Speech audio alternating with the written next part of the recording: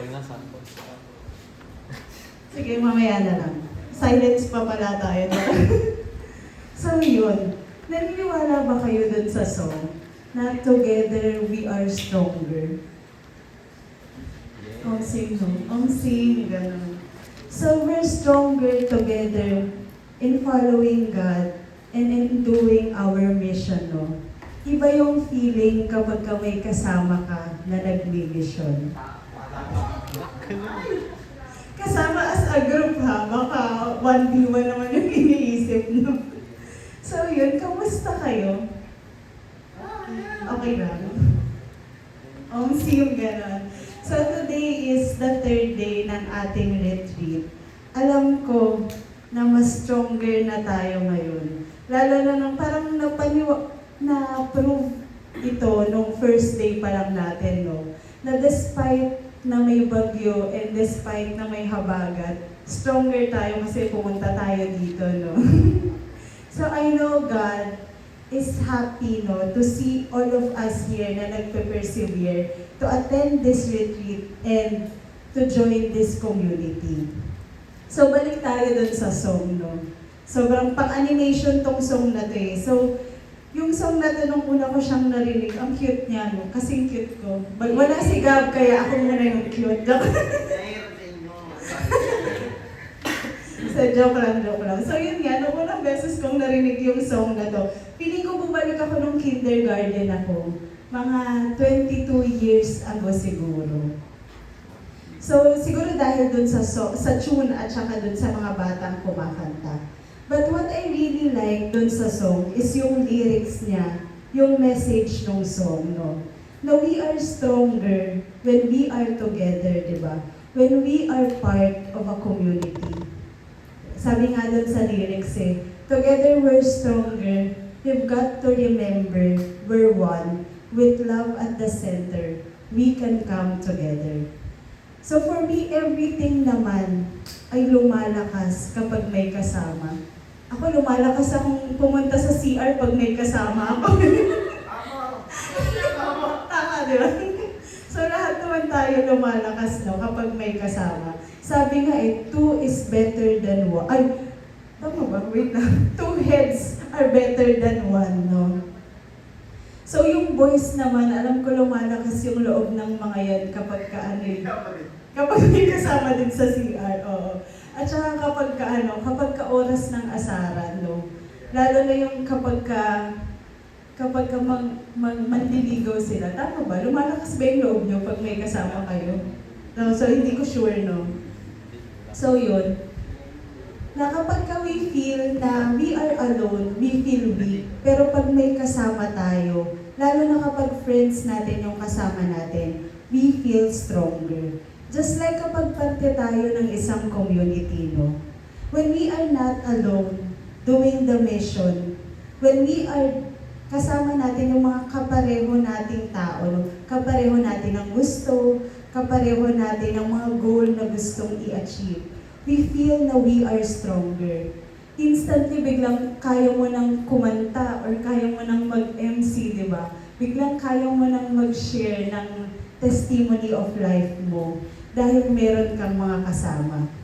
So ano bang kapangyarihan ang meron itong community na to? No? The word community is from the Latin word communis, means common or shared by all or by many. So ayon din kay Merriam-Webster, community is a group of people with common characteristics or interests living together.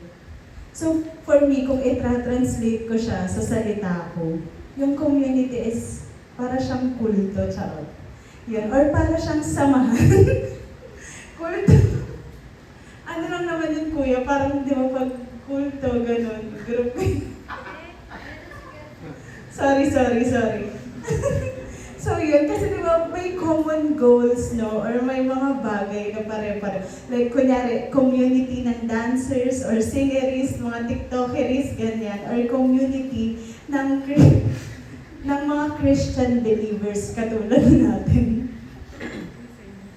So, ang kaibahan natin sa ibang community is ang ating foundation is si Jesus Christ. So, on Ephesians chapter 2, verses 20 to 22, you two are built upon the foundation laid by the apostles and prophets, the cornerstone being Christ Jesus Himself. So, si Jesus mismo, ang pundasyon or ang cornerstone ng ating community. So, He is one who holds the whole building together and makes it grow into a sacred temple dedicated to the Lord. So kapag parte tayo ng isang community, we are not alone. Lagi tayong may kasama. Sa CR, sa mission.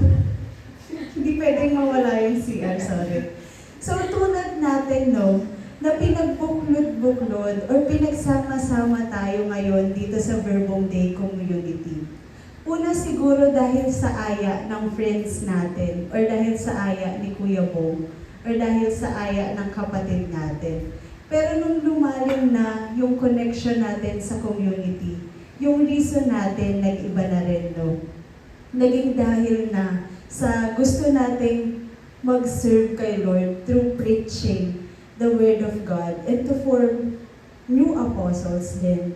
So when we become part of the community, it doesn't mean naman no, na pare-pareho tayo. Paulit-ulit nating narinig nung mga nakaraan na we are unique, we are distinct sa ibang tao. Yes, we have the same mission, but we have our distinct and unique identity as a person. So this community will help us to know more ourselves.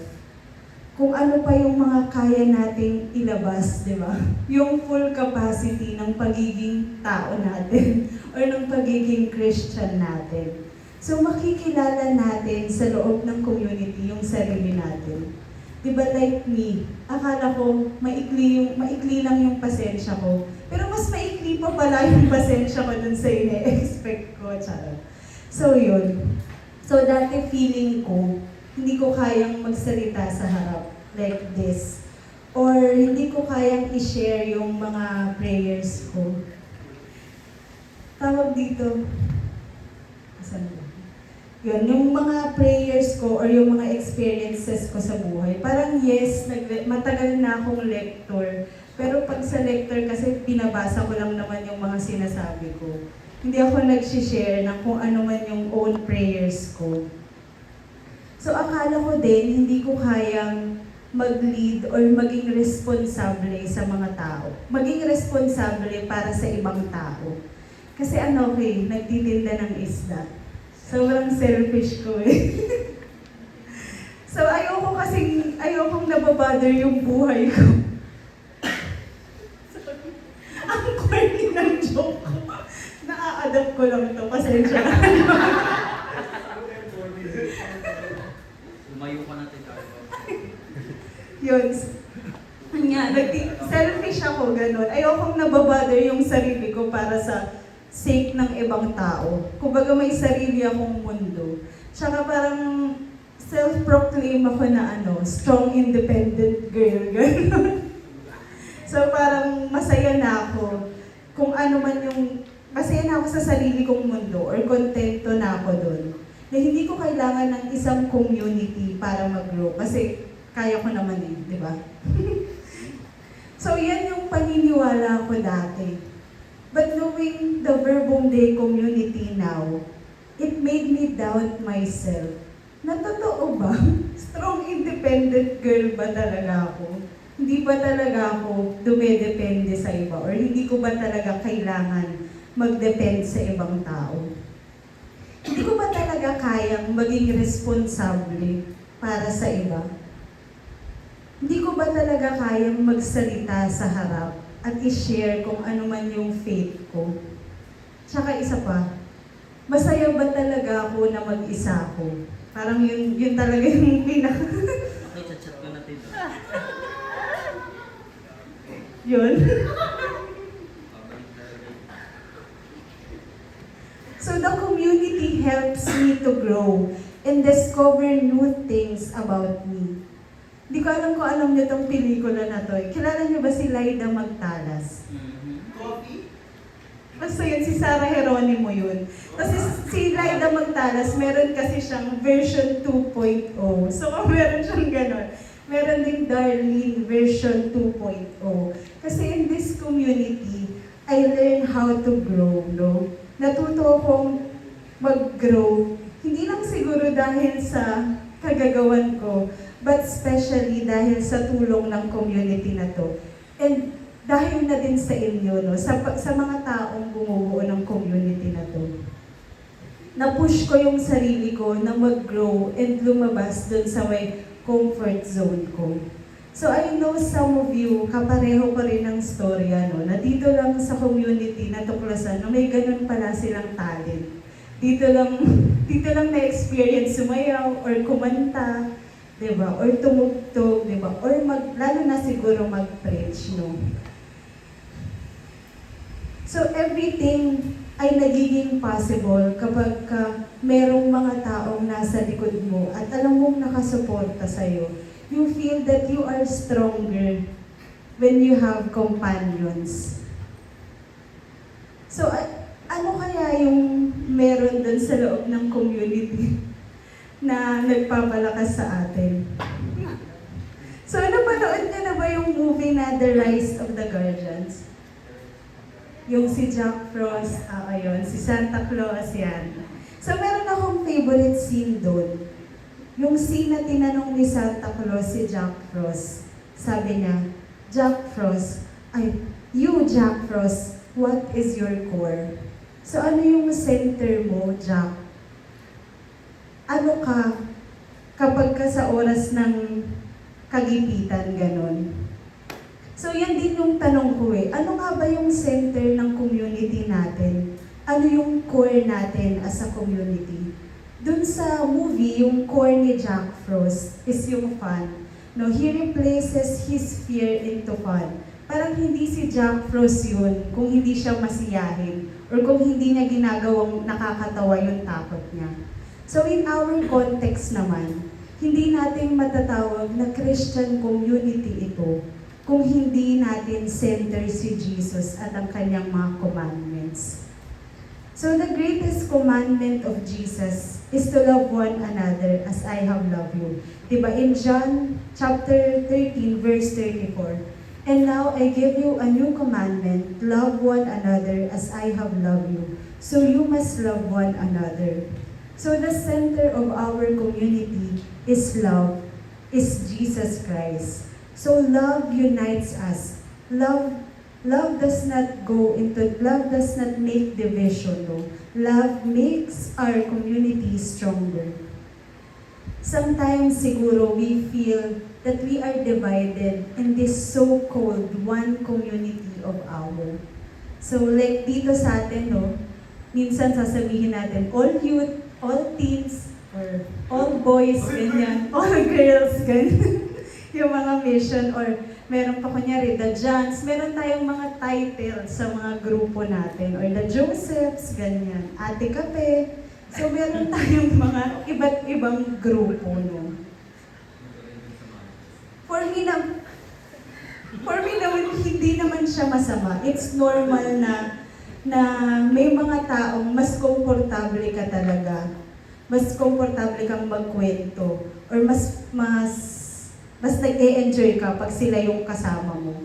But let us remember, no, na we are sharing the same mission, the same goal, the same spirit, and the same God. Iba-iba man minsan yung opinion natin sa mga bagay-bagay. Let us remember na ginagawa natin to because we want to serve God and to share His love to others. Diba, naalala niyo ba yung story ng The Good Samaritan? Hindi the Good Samaritan, the Good Samaritan yun. So despite him being different dun sa taong ninakawan, different sila ng ethnicity ba? Or ng parang, ng tribe nga siguro. Being him different dun ng tribe, dun sa tinulungan niya, na ninakawan, na halos, iniwang halos mamamatay na. Tinulungan niya pa rin yun, no? He showed love by helping the man. So nilinisan niya yung sugat, sinakay niya dun sa hayop niya, tapos kinuha niya pa ng hotel. Tapos sinabi niya pa dun sa receptionist na, na babalik ako dito, kung may kulang pa, babayaran kita sa lahat ng magagastos mo sa kanya. So naway maging standard natin ng pagmamahal yung The Good Samaritan. Na iba-iba man yung opinion natin, or iba-iba man siguro tayo, natututunan pa rin nating mahalin yung taong iba sa atin. Natutulungan pa rin natin siya. Na hindi pa rin natin siya papabayaang mag-isa. So He shows love kahit gaano pa sila kaiba, or kahit gaano pa sinasabi ng lipunan nila na magkaiba sila. So kapag nafe-feel mo na may something wrong sa loob ng community, make the love stronger. So how can we make the love more stronger sa ating mga kapatid sa paniniwala? So just like the first Christian community, Acts chapter 2 verses 42 to 46, they spent their time in learning from the apostles, taking part in the fellowship, and sharing in the fellowship meals and prayers. Many miracles and wonders were being done through the apostles, and everyone was filled with awe. All the believers continued together in close fellowship and shared their belongings with one another. They would sell their property and possessions and distribute the money among all according to what each one needed. So day after day, they met as a group in the temple, and they had their meals together in their homes, eating with glad and humble hearts.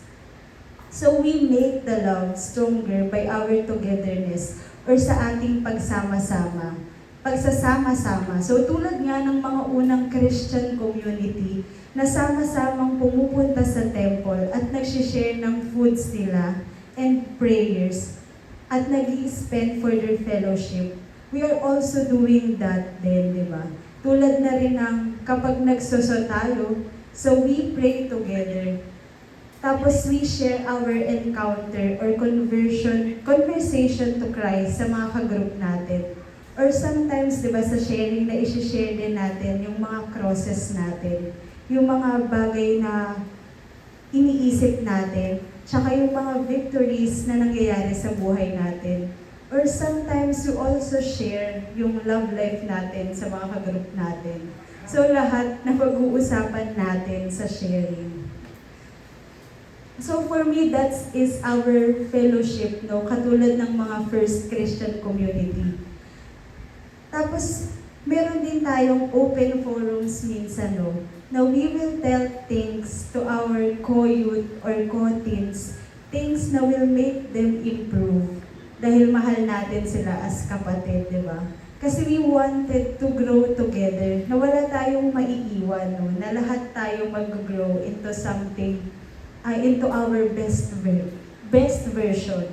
Tapos we also share our mission, na lahat tayo may ambag sa mission na yun. Lahat tayo may task na dapat gampanan at importante para maging mission success tayo.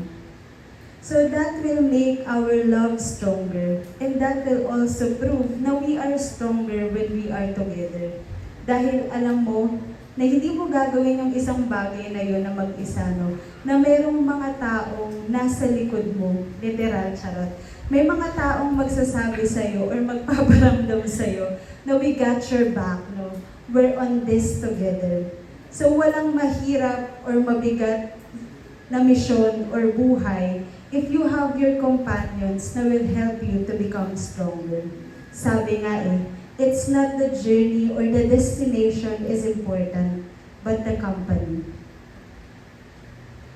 So for our guide question, does your companions make you stronger as a person, as a disciple?